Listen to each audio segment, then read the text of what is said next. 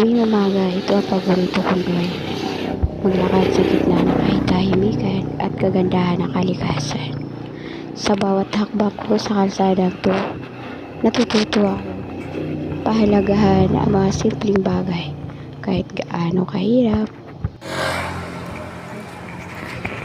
Tandaan mo, may liwanag sa dulo ng daan. May lakas.